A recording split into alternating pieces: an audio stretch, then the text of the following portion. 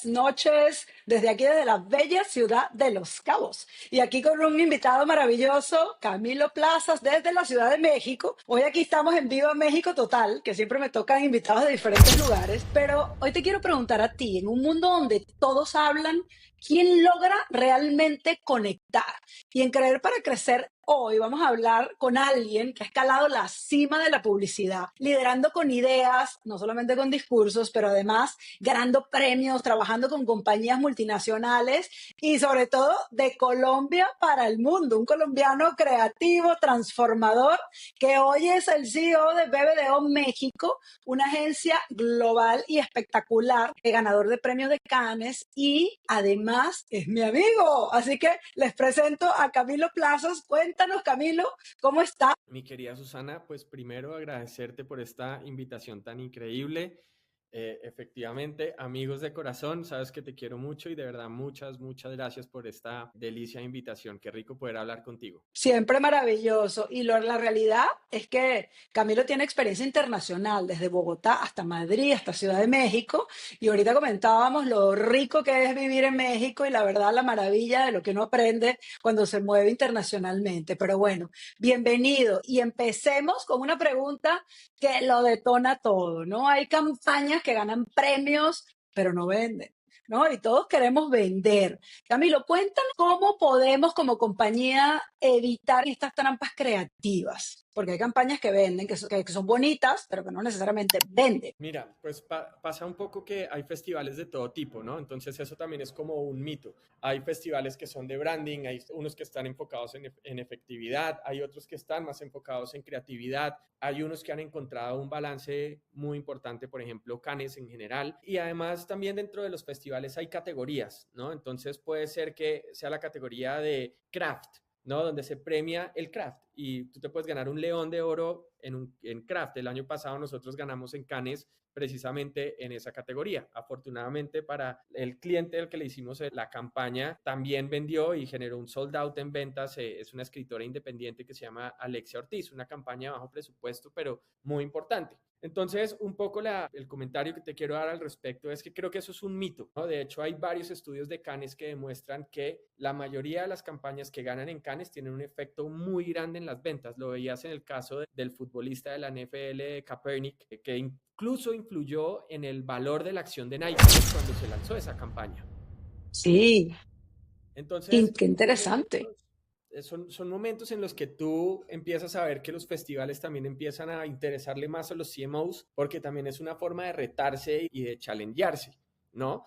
Entonces también encuentras festivales como el EFI, que además recién adquirido por Cannes Lions, donde pues tiene mayor relevancia toda la parte de resultados. Realmente yo creo que aquí lo interesante es que las marcas tienen que entender que deben tener una visión tanto a corto plazo como a largo plazo y no nos podemos quedar solo con el tema de la venta o la creatividad. Son cosas que tienen que estar completamente entrelazadas porque sí, los estudios dicen a mayor creatividad y mayor disrupción en la categoría, mayor número de ventas. Y tres tips para marcas que quieran diferenciarse en este mundo caótico hoy.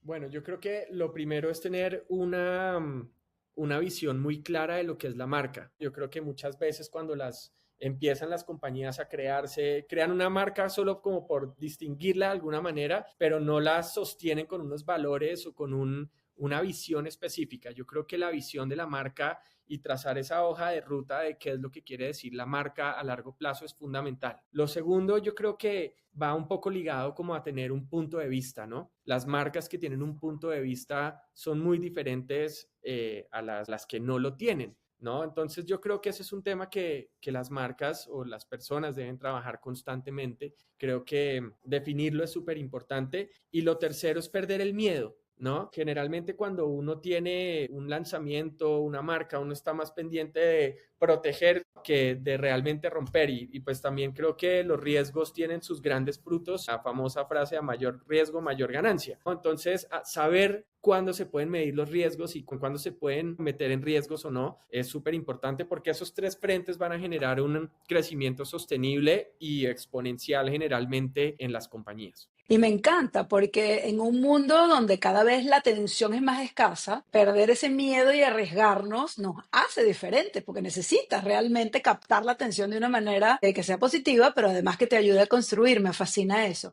Cami, pero tu carrera es espectacular además, ¿no? Estuviste en Leo Burnett, en DDB, en Mediacom, en Mullen también y ahora en Vivideo. Cuéntame, ¿cuáles fueron esos momentos o esas decisiones cruciales o tal vez errores o decisiones que tomaste para llegar a donde estás hoy? Porque esto es lo que forma tu carrera como líder. Claro, pues si yo hablara de mis errores, me quedaría toda la entrevista hablando de esos errores porque uno comete errores todos los días, ¿no? Pese a que uno está en un cargo alto o uno ya es directivo de una compañía, los errores no paran de pasar, desde la forma en la que te puedes hablar con una persona hasta un mail que le mandas a un cliente de manera incorrecta o utilizaste la palabra incorrecta. Pero yo creo que uno a medida también que va entendiendo los diferentes cargos, también tiene que entender pues que cada proceso tiene una maduración específica, ¿no? Pero si te dijera el primer error que yo detecté, por ejemplo, cuando llegué a BBDO, pues fue el micromanagement. Yo tenía una forma de trabajar excesivamente micromanagement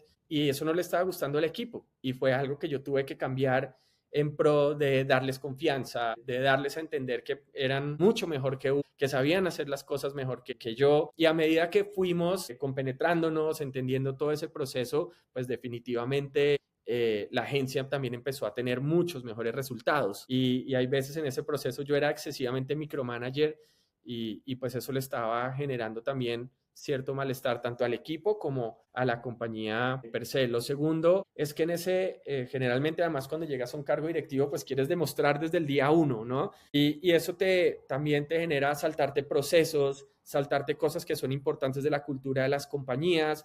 Y yo creo que uno tiene que respetar la cultura de la compañía. Por más que uno la quiera transformar y llevarla a otro punto, la cultura de la compañía es la cultura. Y también creo que uno tiene que respetar los legados que tienen las compañías. Y creo que el mayor aprendizaje que tengo de eso, que sería el tercero, es confiar, confiar y confiar. Yo creo que eso lo tenemos que promover siempre, que el líder confíe en su equipo y también que le permitan tanto experimentar como equivocarse.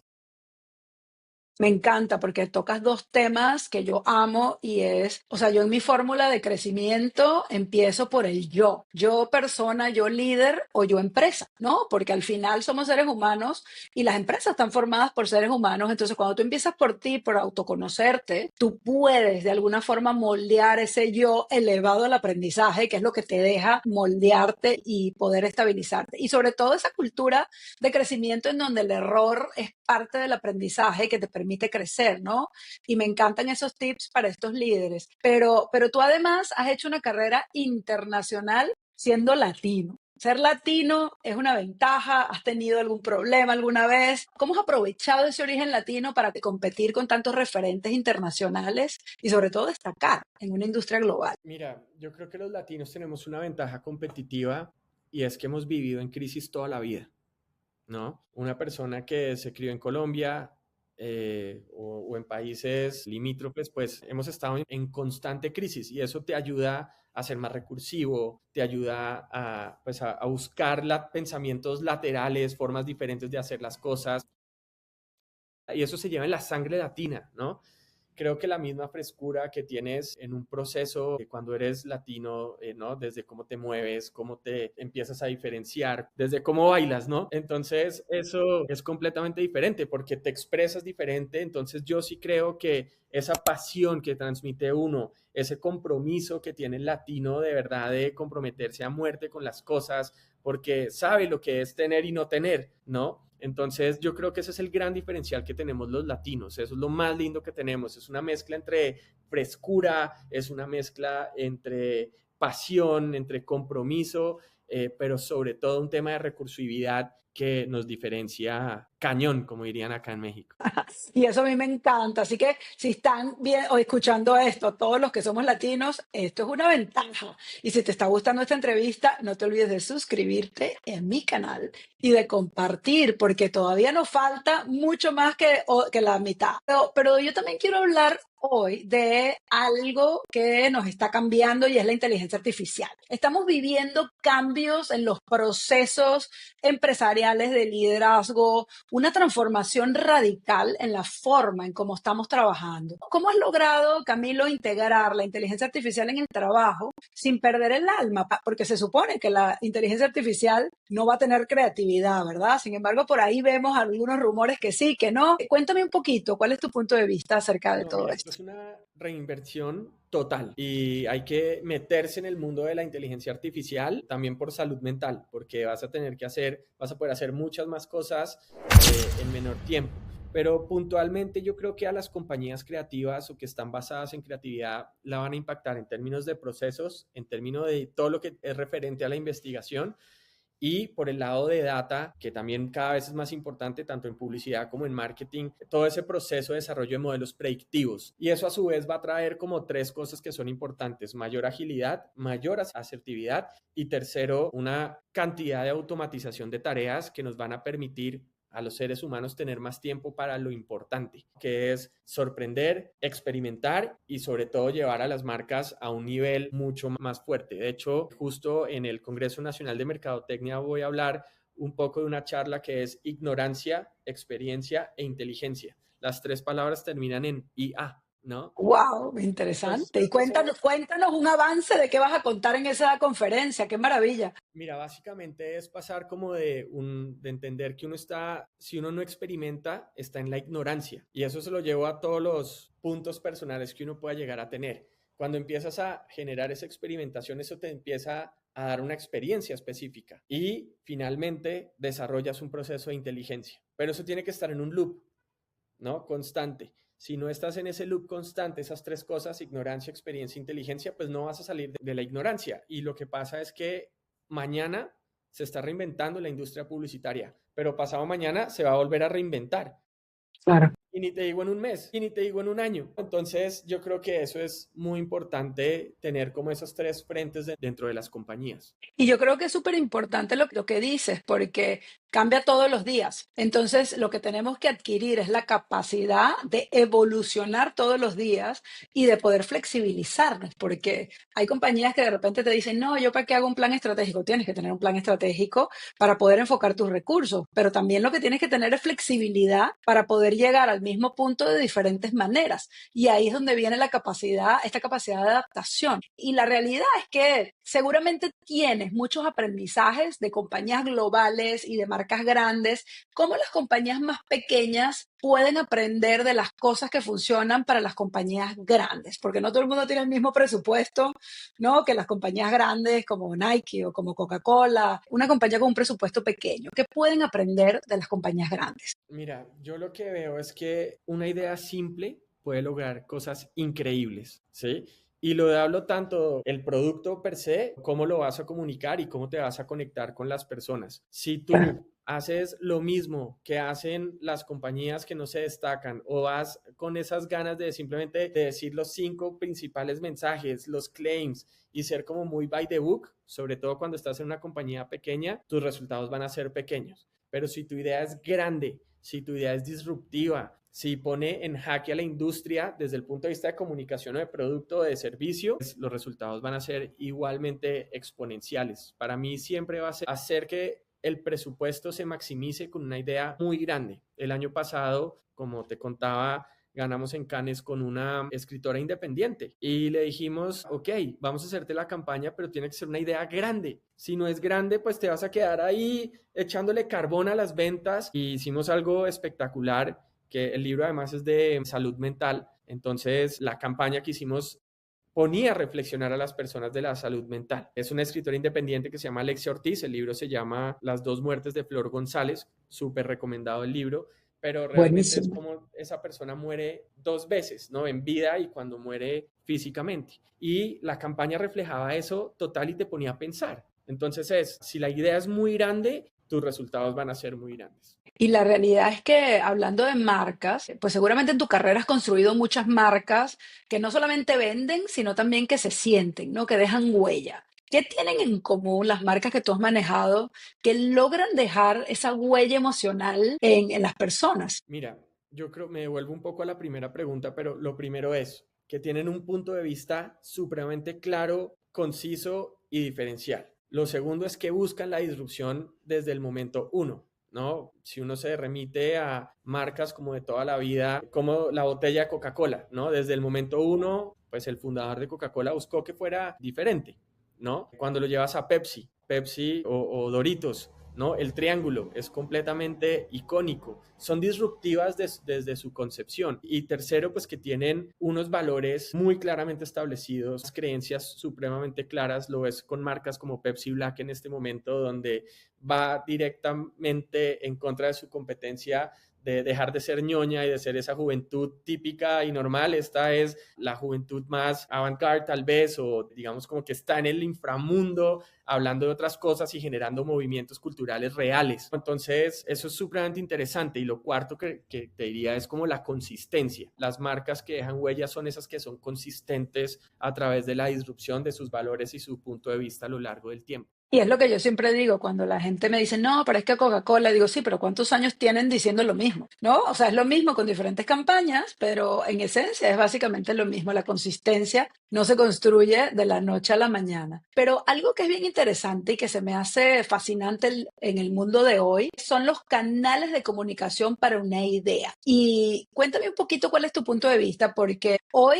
es bien difícil que tú digas soy omnicanal, porque no soy omnipresente, porque es imposible prácticamente, pero muchas veces hay optimización de canales dependiendo de las marcas. Cuéntanos un poquito cuál es tu punto de vista. Mira, yo creo que ahí hay que entender muy bien que es más importante el contexto que el medio muchas veces. Y cuando tienes una idea que fácilmente se puede contextualizar, el medio prácticamente es indiferente, ¿no? Y creo que cada medio también tiene su contexto. Entonces, siempre entender cuál es el contexto de conversación, de generación de contenido, va a ser fundamental para que la idea fluya líquidamente. Una idea bien contextualizada y bien utilizada desde el punto de vista de medios, pues va a generar una liquidez natural y va a moverse orgánicamente por los diferentes canales. Hoy tú Y es, ves que subes una idea con muy buen contexto y te aparece en Facebook, en TikTok, en el noticiero, en las noticias, en el influencer, porque se mueve líquidamente, pero es porque tiene claramente un contexto y una relevancia cultural importante. amo ese concepto de las ideas líquidas. Cuéntanos a la audiencia qué son las ideas líquidas. Para mí una idea líquida es una idea que cuando es tan fuerte en su concepto, en su concepción y es tan simple de entender que la gente que se mueve por los diferentes touch points súper fáciles, ¿no? Y en esta omnicanalidad que entendemos hoy, puede ser que alguien la vea primero en digital, pero después la vea en otro punto de contacto y se va moviendo líquidamente como el agua, Como el agua. llenando las tuberías, o que se trata de mover. La contextualización de la idea es potente, es poderosa y realmente es simple para que la gente la interiorice, la multiplique y juegue con ella. Interesante, porque al final esto del contexto es importante y es relevante dependiendo de cuál sea tu marca, dependiendo de cuál sea tu empresa, porque hoy tu marca no es hacer un logo. O sea, mucha gente dice, no, sí, yo hice un logo en inteligencia artificial y ya estoy generando contenido y tal, y dices, what? No, o sea, esto no es una marca, ¿no? Pero el tema es cuánto tiempo te va a durar hacer una marca así versus construir algo con contexto, con historia, con sentimientos, con personalidad. ¿Cuál para ti es la definición de un posicionamiento de marca robusto al día de hoy? Y es súper interesante porque cada vez es más difícil lograr eso, ¿no? Entonces necesitas una idea mucho más potente. Y si yo te preguntara 3 tips para mejorar tu marca personal, hablándole a nuestra audiencia, y que conecta mucho con pues, a lo que viniste a este mundo, ¿no? Porque tenemos valores, pero también tenemos misiones de vida. Y es bien interesante cuando logras conectar todo esto. Me encantó, me encantaron esos tips. Cami, pero este podcast se llama Creer para Crecer, porque yo creo que todo cambio externo empieza por ti. Pero, ¿qué significa para ti crecer? Y es una belleza porque las 3 cosas son súper ancladas pues a lo más profundo de tu corazón, ¿no? Al Tal cual. final tiene que ver con quererte tú, con querer dejar algo y con querer a los que te rodean. Y me encantan ese tipo de conexiones porque al final van más allá de solamente lo que estás haciendo hoy, tienen trascendencia. Pero Tal. para todos aquellos que están liderando equipos, que están emprendiendo o que están en alguna transición de país, cuéntanos cuáles son tus claves para liderar con impacto y para seguir creciendo en esta industria tan cambiante y sobre todo en diferentes lugares. Como aprende uno haciendo. Exacto. Decía mi Claro, mamá que nadie aprende en cabeza ajena, ¿no? Y es una exacto. realidad, por más que te dicen y uno trata de ayudar a los hijos y a la gente de alrededor, uno aprende haciendo. Oye, Camilo, pero gracias por tu historia, por tu claridad. Se me fue el tiempo y ya casi llegamos a la media hora, se fue volando.